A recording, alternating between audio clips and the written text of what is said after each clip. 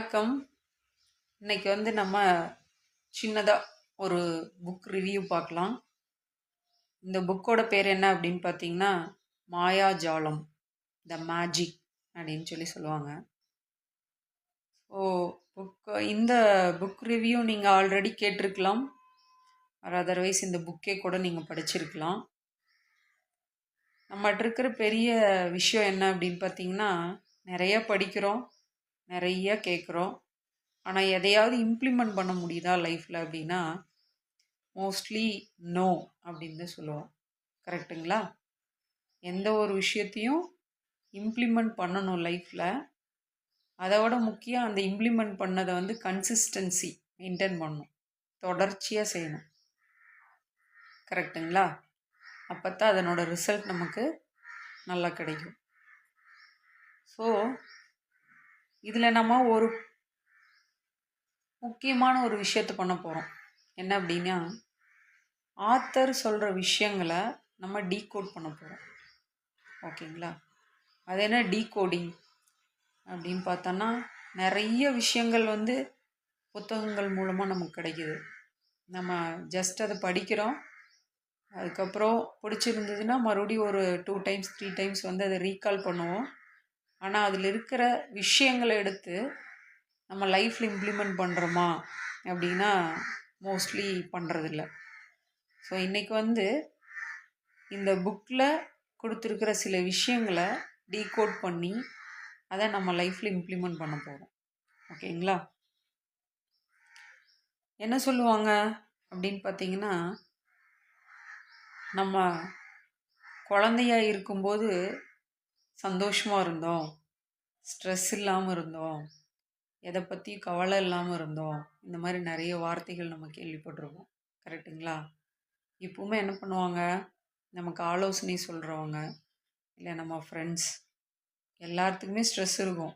ஒரு 800 கோடி பேர் இருக்கிறோம் அப்படின்னா யாரை கூப்பிட்டு கேட்டிங்கனாலும், அதாவது பிறந்த குழந்த அதை தவிர யாரை கூப்பிட்டு கேட்டிங்கனாலும் அவங்களுக்கு ஏதாவது ஒரு கவலை கண்டிப்பாக இருக்கும், ஏதாவது ஒரு ப்ராப்ளம் இருக்கும். அது உடல் ரீதியாக இருக்கலாம், மன ரீதியாக இருக்கலாம். கரெக்டுங்களா? இப்போ நம்ம குழந்தை பருவத்துக்கு திரும்பி போக முடியுமா அப்படின்னு ஒரு கொஷின் இருக்கு. போகலாம் அப்படிங்கிறத உண்மை. ஆனால் எப்படி போகிறது, வழி தெரியாது. கரெக்டுங்களா? நம்ம யாரையாவது ஆலோசனை கேட்டால் என்ன சொல்லுவாங்க, எப்போவும் ஹாப்பியாக இருங்க, ஸ்ட்ராங்காக இருங்க, ஸ்ட்ரெஸ் ஃப்ரீயாக இருங்க, ஈஸியாக எடுத்துக்கங்க, எதுவாக இருந்தாலும் ஈஸியாக எடுத்துக்கங்க, குழந்தைகளை நல்லா வளர்த்துங்க, ரிலேஷன்ஷிப் ரொம்ப முக்கியம், நல்லா வச்சுக்கோங்க, அமைதியாக இருங்க, ஆனந்தமாக இருங்க, சிரிச்ச முகமாக இருங்க. இந்த மாதிரி ஏகப்பட்ட விஷயங்களை நம்ம கேட்டிருக்கோம்.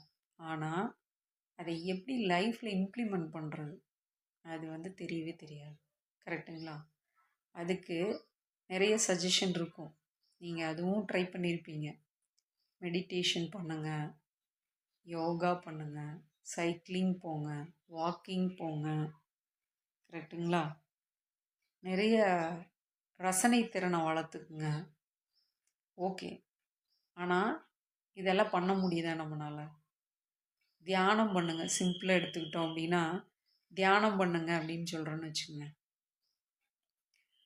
தியானம் பண்ணும்போது அமைதியாக இருக்கணும், அங்கே எங்கே அலைப்பாயக்கூடாது. ஆனால் அப்படி முடியுதா? உட்கார்ந்த உடனே என்ன வரும், ஏகப்பட்ட சிந்தனைகள்.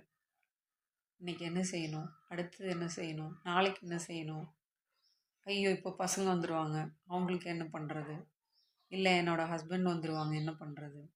இந்த மாதிரி நிறைய திங்கிங் ஓடிக்கிட்டே இருக்கும். பாஸ்ட் இல்லை ஃப்யூச்சர், இது ரெண்டில் தான் நான் கவனம் இருக்கும். ப்ரெசண்ட்டில் கவனம் இருக்காது. கரெக்டுங்களா? லிவ் அட் ப்ரெசண்ட் அப்படிங்கிறது அழகான வார்த்தை. இக்கணத்தில் வாழ், அது ஒரு புத்தரோட அழகான பொன்மொழி.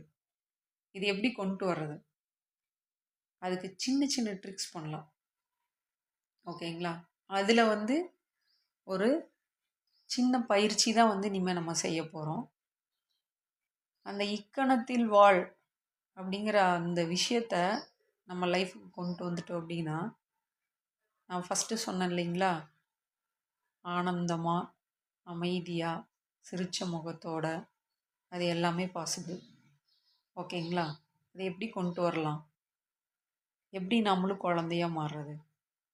இதுக்கான வழி இந்த புக்கில் இருக்குது. சின்ன சின்னதாக நம்ம இம்ப்ளிமெண்ட் பண்ணலாம். ஓகேங்களா? இதில் என்ன சொல்கிறாங்க?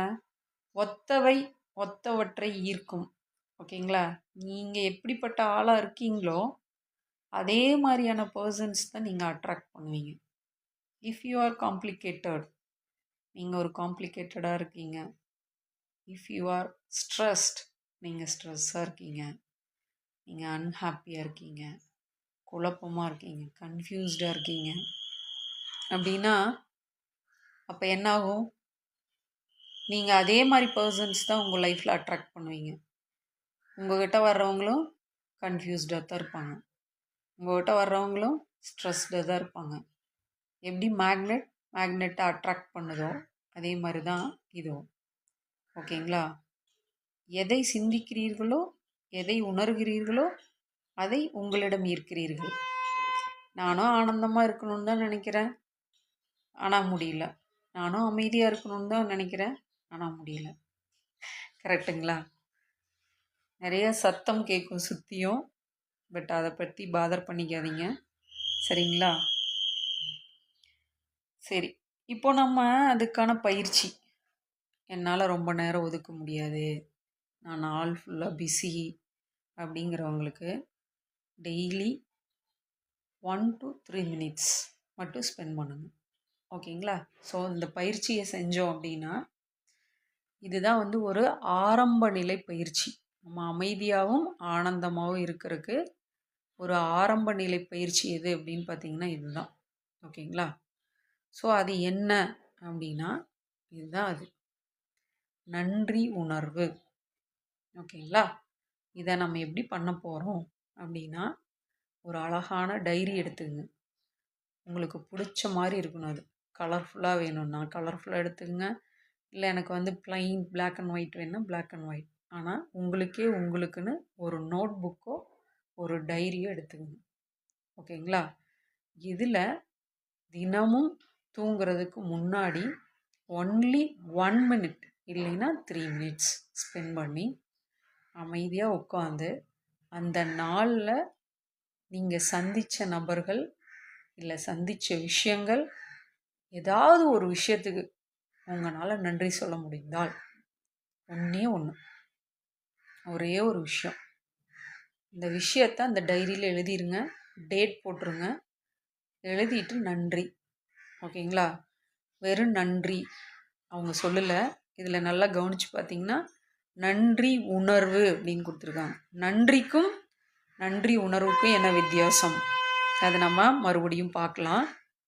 இப்போ இதை ஸ்டார்ட் பண்ணுங்க. ஒரு டைரி எடுத்துக்கங்க, எழுதுங்க, ஒரே ஒரு விஷயத்தை நன்றியோடு நினச்சிட்டு டைரியை க்ளோஸ் பண்ணுங்கள், தூங்க போயிருங்க. ஓகேங்களா?